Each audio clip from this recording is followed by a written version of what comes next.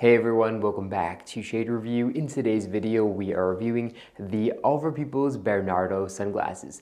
But first off, we have today's video sponsor, ShadeReviewStore.com, our own website where we sell designer sunglasses just like these, up to 80% off the original MSRP. Again, that is our own website, ShadeReviewStore.com. Check it out. So let's go ahead and pop these sunglasses on face and talk about the dimensions. These sunglasses have 56mm lenses and an 18mm bridge, and this is actually the large version of these sunglasses. Oliver Peoples also does produce these with a smaller lens size, which has 54mm lenses in the same 18mm bridge. Now, I actually reviewed these sunglasses about 6 years ago. This was one of my first ever, or maybe my first ever, Oliver Peoples review. And I figured I'd do a re-review of these frames because the lighting wasn't quite as good and the video quality wasn't quite as good as it is in my new videos, and also my presenting style, I believe, has gotten a little bit better as well. But in my original review of those frames, I was actually wearing the smaller 54mm lens size, so if you want to pull up that video as well to kind of get a side-by-side of the two different sizes of these sunglasses. Unfortunately, I actually left that smaller lens size at another house, so I don't have access to that pair for today's video. As far as styling of these frames go, they definitely offer a really cool squared off styling to them,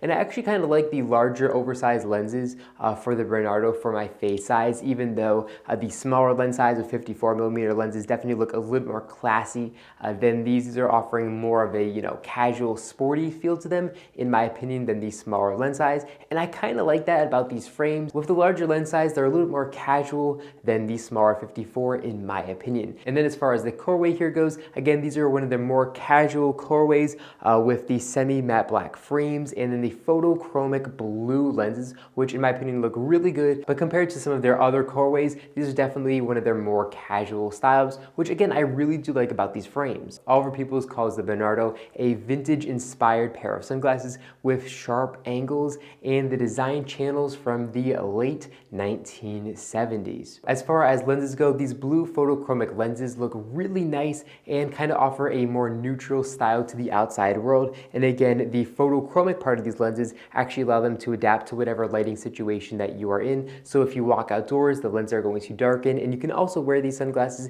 indoors as well. And as you can see here, you definitely can see my eyes when wearing them indoors, but as soon as I walk outside, they're going to darken and you're not going to be able to see my eyes nearly as well. Of course, the lens material here is all glass, and the optical clarity of these is very, very good. They also have a very nice anti-reflective material here on the backside, which does a really good job of eliminating sunlight coming in and bouncing off the lens at a weird angle. These sunglasses feature Oliver Peoples' Breathe logo, so if we breathe on the lens here, we can see the little logo there on the lens for authentication purposes, and they also have very nice and premium all-metal hinges. However, these are actually only a 3-barrel all-metal hinge, but they still feel very, very nice and premium when opening up and when closing them. And I think the reason why they went with a 3-barrel hinge is because the temples are so thin, they really couldn't fit anything bigger than that. But I definitely really like the more slimmed down temples on this pair of Bernardo sunglasses. Now, these also have these two little metal accents here in the top corners of the frames and also here on the outside temples. And again, that's kind of something that Oliver Peoples does often, and it's not just there for show, it actually is what connects